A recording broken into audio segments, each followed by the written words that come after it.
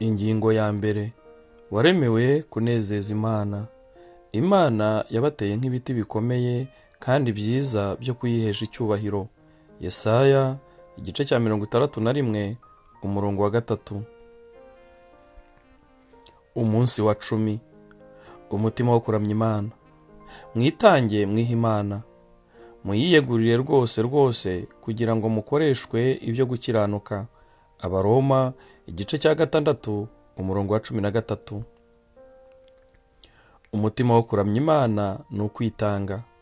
Kwitanga ni ijambo abantu benshi banga, baryanga nk'uko banga kuganduka, kuko yombi avuga kwemera kuganzwa, kandi nta muntu ukunda kuba inganzwa. Kwitanga byibutsa ishusho y'abantu batsinzwe urugamba bakamanika amaboko, cyangwa abakinnyi bemeye ko batsinzwe batanakinnye, cyangwa se kwemera ko waganjwe ni ukurushwa amaboko. Iryo jambo kenshi rikoreshwa muri bene ubwo buryo busuzuguritse. Abagizi ba nabi bafashwe baritanga, bakishyira mu maboko y'ubutegetsi. Mu muco w'iki gihe ukunda kurushanwa no guhangana, twigishijwe ko tugomba kwemera gutsindwa cyangwa kwegura. Niyo mpamvu utumva kenshi abantu bavuga ibyo kwitanga. Niba gutsinda ari ryo shema kuri bose, kwitanga ni ikimwaro. Twahitamo kumva amagambo nko kuba abambere, gutsinda, kunesha, kwigarurira, aho kumva kuganzwa, kuganduka, kumvira no kwitanga. Nyamara kwiha Imana niwo muti wo kuramya. Nicyo gisubizo gikwiye ku rukundo rw'Imana n'imbabazi zayo bitangaje. Twiha Imana tutabitewe n'ubwoba cyangwa agahato, ahubwo kubw'urukundo, kuko ariyo yabanje kudukunda. Nyuma yo kwandika ibice 11 by'igitabo cy'Abaroma ku buntu buhebuje Imana yatugiriye, Pawulo adusaba guha Imana ubuzima bwacu nk'ikimenyetso cyo kuramya. Nuko bene data, kubw'imbabazi z'Imana zitarondoreka, mwiyegurire Imana nk'ibitambo bizima, bitangiwe kuyikorera no kuyinezeza. Uko niko kuyikorera kwanyu gukwiye. Kuramya k'ukuri ni ukuvuga kunezeza Imana. Biboneka iyo witanze utizigamye ukiha Imana. Ubona neza ko ijambo ry'ingenzi muri uwo murongo ari ukwiyegurira. Kwitanga ukiyegurira Imana niko kuyiramya nyakuri. Icyo gikorwa cyo gutanga ubuzima bwawe cyitwa amagambo menshi: kwiyegurira Imana, kwakira Yesu nk'umwami wawe, kwikorera umusaraba wawe, gupfa kuri kamere, kumvira umwuka. Icyo ngomba ni uko wemera kubikora, si amazina ubyita. Imana ishaka ubuzima bwawe, nta n'agace wishigarije. Na 95% ntiba ihagije. Hari inzitizi 3 zitubuza kwiha Imana byuzuye: ubwoba, kwiyemera no kudasobanukirwa. Ntitwumva neza urugero Imana idukunda. Dushaka kuba ari twe tugenga ubuzima bwacu, kandi ntitwumva neza kwitanga icyo bivuga. Ese ushobora kwizera Imana? Kwizera Imana bibanziriza kwitanga. Ntushobora kwishyira mu maboko y'Imana niba utayizeye, kandi ntushobora kuyizera utarayimenya neza. Ubwoba utubuza kwitanga, ariko urukundo rutunganijwe rumara ubwoba. Uko ugenda urushaho kumenya urukundo Imana igukunda, biroroha kwiyegurira. Wamenya ute ko Imana igukunda? Iguha ibihamya byinshi. Imana yivugira ko igukunda, iguhozaho amaso, yita kuri buri kantu ku buzima bwawe. Yaguhaye ubushobozi bwo kunezererwa ibyiza bitandukanye. Ifite imigambi myiza ku buzima bwawe. irakubabarira kandi ikwihanganira kuko igukunda. Imana igukunda birenze uko ushobora kubitekereza. Ikimenyetso cy'urwo rukundo kiruta ibindi ni uko Imana yatanze umwana wayo ngo abe igitambo mu cyimbo cyawe. Imana yerekanye urukundo rwayo idukunda ubwo Kristo yapfiraga tukiri abanyabyaha.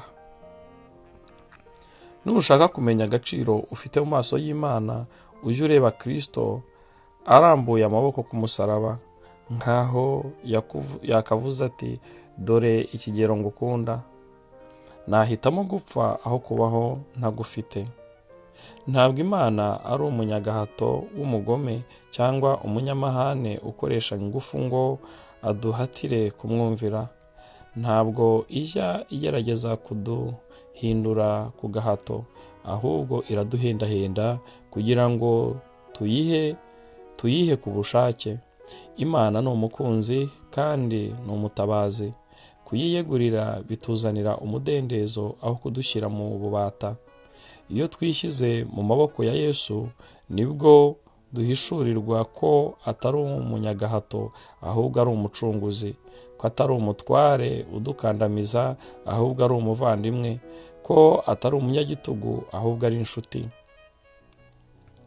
Kwemera intege nke zacu. Inzitizi ya kabiri mu kwitanga wese ni ubwirasi bwacu. Ntidukunda kwemera ko turi ibiremwa gusa kuko tudashobora kugenga byose. Nicyo gishuko cya kera ngo uzamera nk'Imana.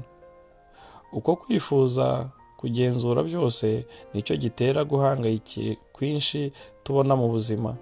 Ubuzima ni intambara, ariko icyo abantu benshi batabona ni uko intambara zacu ari nka rya joro Yakobo yaraye akirana kenshi. Natwe tuba dukirana n'Imana, dushaka kuba Imana, kandi urwo rugamba ntidushobora kuzigera turutsinda. A.W. Tozer yaravuze ngo impamvu abantu benshi bakibuza amahoro, bagishakisha, batajya imbere, bigaragara nuko bakigerageza. Tugerageza kugenda dutanga amategeko, bityo tukabangamira umurimo Imana iba ishaka gukora muri twe. Ntabwo turi Imana kandi ntabwo tuzigera tubayo. Turi abantu gusa. Iyo tugerageje kuba Imana, turangiza dusa na Satani, kuko nawe nicyo yashakaga. Akenshi twemera ubuntu bwacu mu bwenge, ariko ntibigera mu mutima. Iyo tugeze aho intego zacu zigarukira, dutangira kugaragaza uburakari, umujinya, ubusharire. Twifuza kuba barebare kurutaho cyangwa bagufi, kuba abanyabwenge kurutaho, kugira imbaraga kurutaho, kugira impano zirenze izo dufite kurushaho, kuba beza no gukira kurutaho tugeze. Dushaka kubona ibyo byose no gukora ibyo byose bidashoboka, tukababara. Twabona hari abo Imana yahaye bimwe mu byo dufite, tukagira irari, ishyari no kumva twibabariye. Kwitanga wese icyo ari cyo. Kwiyegurira Imana ntabwo ari ukwigaramira ntacyo ukora, ntabwo ari uguhakana uruhare rwawe mu buzima, cyangwa ngo bibe urwitwazo rwo kuba umunebwe. Ntabwo ari gutwarira iyo rigoramiye. Bishobora ndetse kuba bihabanye n'ibyo tumaze kuvuga. Ushobora gutanga ubuzima bwawe cyangwa ukemera kubabara kugira ngo ibintu bigomba guhinduka bihinduke. Imana kenshi ihamagara abantu bayeguriye ubuzima bwayo ngo barwane intambara zayo. Kwitanga ntabwo ari umuhamagaro w'abanyabwoba cyangwa abasuzuguritse, kandi nta nubwo bivuga kudatekereza. Ntabwo Imana yaba yaraguhaye ubwenge ngo nirangiza igusabe kutabukoresha. Ntabwo Imana ikeneye gukoresha abantu bameze nk'imashini zidatekereza. Kwitanga wese ntibivuga kureka kuba uwo uri we. Imana ishaka kugukoresha uko uri, aho kugabanya imiremerwe yawe. Kwitanga biyongera imbaraga. C.S. Lewis yaravuze ngo uko tureka Imana ikadutegeka, niko turushaho kuba abo turi bo by'ukuri, kuko niyo yaturemye. Niyo duhanze twese mu butandukane bwacu, igena buri wese uwo ugomba kuba we. Iyo mpindukiriye Kristo nkamwiyegurira ngo nse nawe, nibwo ntangira kugira kamere yanjye y'ukuri. Kwitanga wese bigaragarira mbere na mbere mu kumvira. Iyo utangiye kuvuga yego mwami ku byo Imana ikubwiye byose, kuvuga ngo oya mwami ni ukwivuguruza. Ntushobora kwita Yesu umwami wawe kandi uhindukira ukanga kumwumvira. Nyuma yo kumara ijoro baroba bagafata ubusa, Simoni aduha urugero rwiza rwo kwitanga ubwo Yesu yamubwiraga kongera bakagerageza. Databuja, twakesheje ijoro dukora cyane, nyamara ntacyo twafashe, ariko kuko ubivuze turongera tunaga inshundura.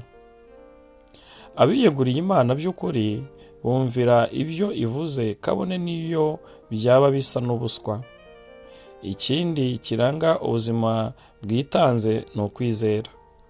Aburahamu yakurikiye umuhamagaro w'Imana atazi imujyanye. Hana yategereje igihe cy'Imana atazi igihe bizabera. Mariya yategereje igitangaza cy'Imana atazi uko kizaza. Yosefu yizeye umugambi w'Imana atazi impamvu y'ibyamubagaho. Abo bose bari abantu batanze ubuzima bwabo bubaha Imana. Umenya neza ko wiyeguriye Imana iyo utegereza Imana ngo abe ariyo ikoresha ubuzima bwawe, aho kugerageza kuriganya abandi. Umaranira ko ibyo ushaka ari byo bikorwa, cyangwa ushaka kuba ari wowe ugenzura byose. Ni uguhambuka ukareka Imana ikaba ariyo ikora. Si ngombwa ko iteka wumva ari wowe kamara. Bibiliya iravuga ngo turiza Uwiteka umutegereze wihanganye. Aho kongera imbaraga zo kwirwanaho, wongere kwizera.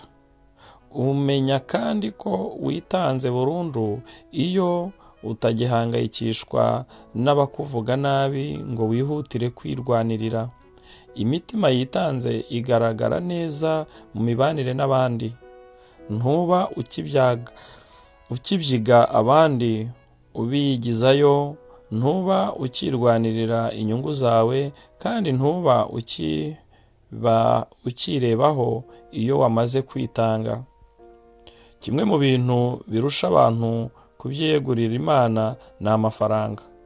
Bamwe baratekereza ngo ndashaka kubaho ubuzima bunezeza Imana, ariko kandi ndashaka no kuronka amafaranga ahagije azamfasha kubaho neza, ndetse nkazafata ikiruhuko cy'izabukuru ntahangayitse.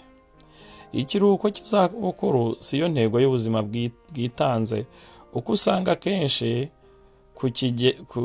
kugitegura bibyigana n'Imana ku mwanya wa mbere, nibyo uha agaciro mu buzima. Yesu yaravuze ati ntubasha gukorera Imana n'ubutunzi. Ahandi ati kuko aho ubutunzi bwawe buri ariho umutima wawe uzaba. Icyitegererezo gihebuje cy'ubuzima bwitanze ni Yesu ubwe. Ijoro ribanziriza ko ajya ku musaraba, Yesu yiyeguriye gusohoza umugambi w'Imana. Nibwo yasenze ati Data, byose biragushobokera, undenze iki gikombe cy'umubabaro, ariko bye kuba uko jyewe nshaka, ahubwo bibe uko wowe ushaka. Ntabwo Yesu yasenze ngo Data, niba ushobora kunkiza uyu mubabaro umbabarire ubikore. Yari yamaze kwihamiriza ko Imana ishobora byose.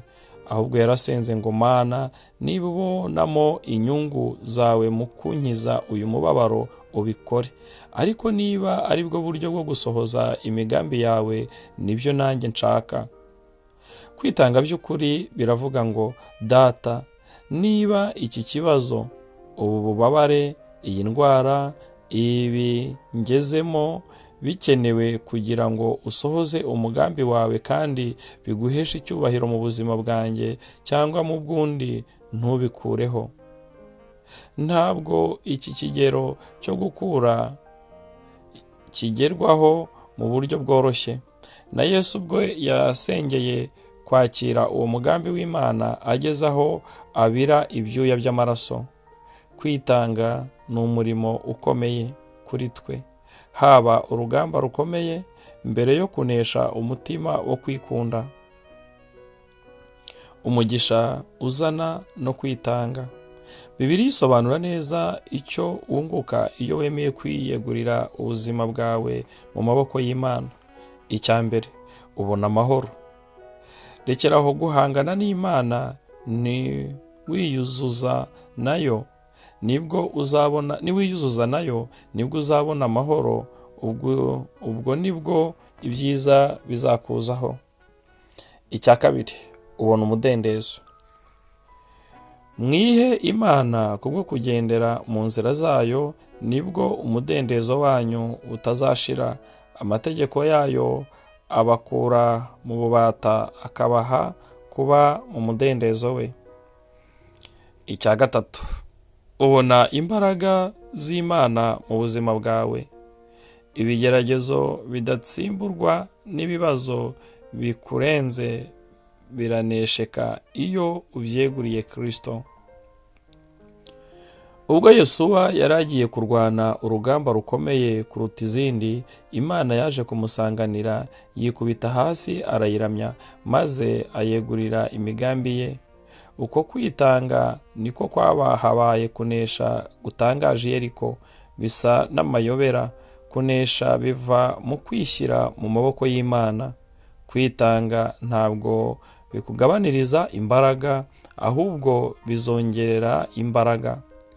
Iyo wiyeguriye Imana ntabwo uba ugitinya, kandi ntuba ukeneye kugira ikindi wiyegurira.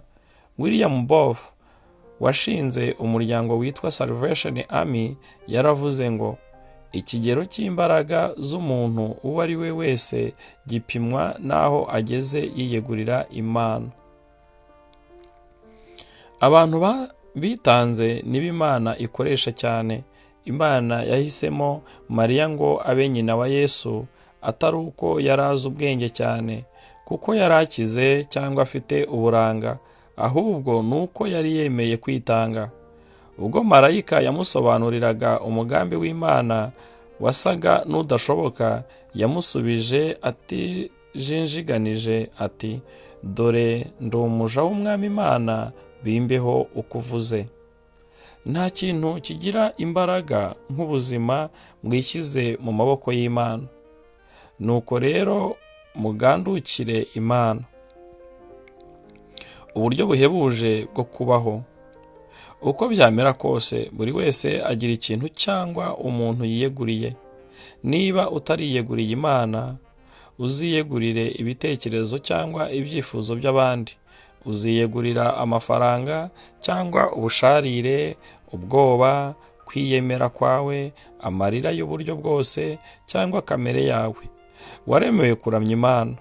Nutayiramya uziremera ibigirwamana. Uzegurira ubuzima bwawe. Ufite umudendezo wo kwihitiramo ibyo wiyegurira, ariko ntabwo ufite umudendezo wo kwirinda ingaruka z'uko uhitamo.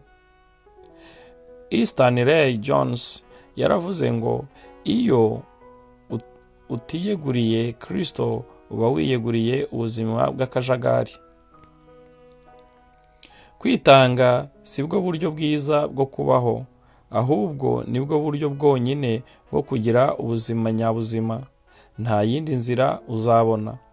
Ibindi abantu bagerageza bijyana mu mubabaro, kwicuza no kwizanira akaga. uburyo bwo guhindura Bibiliya bwa King James bwahinduye kwitanga, bavuga ngo nibwo buryo bukwiye bwo gukorera Imana. Ubundi buryo bwo guhindura baravuga ngo nibwo buryo bufite ubwenge bwo gukorera Imana. Kwegurira Imana ubuzima bwawe ntabwo ari ubuhubutsi budatekerejweho, ahubwo ni igikorwa kibanzirizwa no gutekereza neza, kigashingira ku bwenge. Nicyo kintu cy'ubugabo n'ubushishozi umuntu ashobora gukoresha ubuzima bwe. Niyo mpamvu Pawulo yanditse ngo nicyo gituma tugira umwete wo kumunezeza. Ibihe byawe byo gushishoza nyakuri bizaba ibyo uzabwira Imana ngo yego. Bishobora kugutwara imyaka, ariko amaherezo uzagereho usobanukirwe ko inzitizi ya mbere y'imigisha y'Imana mu buzima bwawe atari abandi, ahubwo ari wowe ubwawe. Kugendera ku bushake bwawe, kwiyemera kwawe, kutagonda ijosi n'imigambi yawe. Ntushobora gusohoza imigambi y'Imana ku buzima bwawe igihe cyose uzaba wiruka inyuma y'iyawe migambi. Imana ntitangira gukora umurimo ukomeye mu buzima bwawe icyo nicyo izaheraho. Nuko rero byose byegurira Imana. Ibyo wicuza bitagenze neza kera, ibibazo byawe by'uyu munsi, ibyo utumbiriye imbere yawe, ibyo utinya mu buzima, ibyo wifuza, intego nke zawe, imico wafashe, ibyakubabaje hamwe n'ibikunanira. Ureke Yesu abe umushoferi w'ubuzima bwawe, umurekurire diregisiyo akujyane aho ashaka. Ntutinye, nta kintu na kimwe Yesu agendesha kijya gukora impanuka. Iyo Yesu ari we mutware wawe, ibintu byose ushobora kubigenga. Ushobora kuvuga nka Pawulo ngo niteguye gukora byose kandi nshobora kugera kuri byose kubw'uwo umpa imbaraga. Ni ukuvuga ngo mba nibagije iyo ndi mu bushobozi buhebuje bwa Yesu Kristo.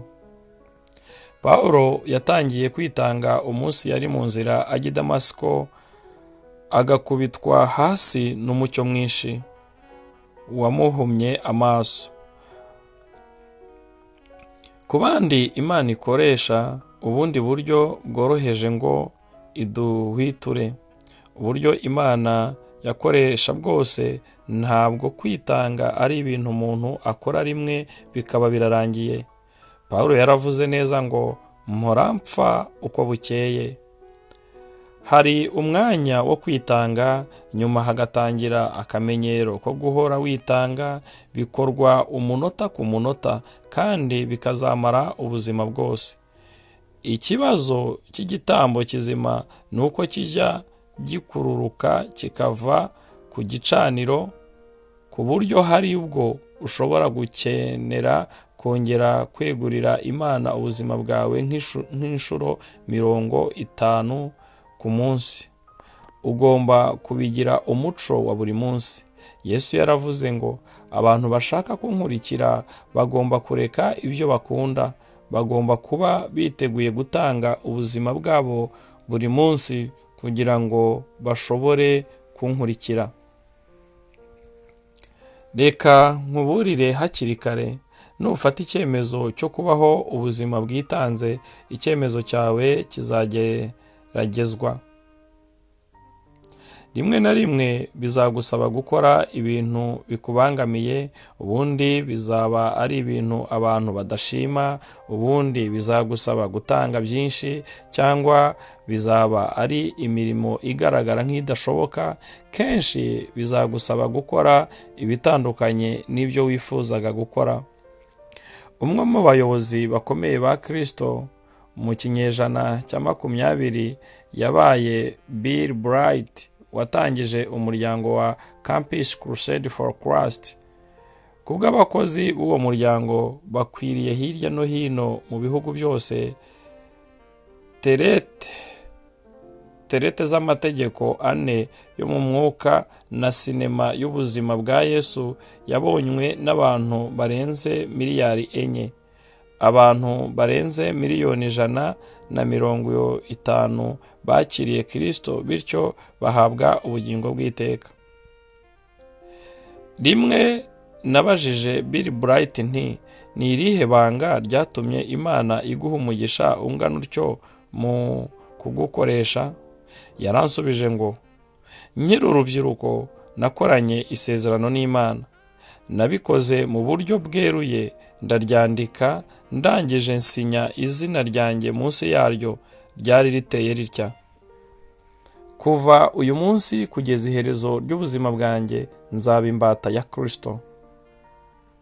Wari wasinya isezerano nk'iryo n'Imana, cyangwa uracyatera amahane ujya impaka n'Imana ku byo gukoresha ubuzima bwawe uko ibishaka? Uyu munsi niwo mwanya wawe wo gutanga ubuzima bwawe ukabwegurira ubuntu, urukundo n'ubwenge by'Imana. Umunsi wa 10: gutekereza ku ntego y'ubuzima bwanjye. Ingingo yo kuzirikana: umutima wo kuramya ni ukwitanga. Umurongo wo gufata mu mutwe: muyiyegurire rwose kugira ngo mukoreshwe ibyo gukiranuka. Abaroma 6:13. Ikibazo cyo gutekerezaho: ni akahe gace k'ubuzima bwanjye ntari negurira Imana?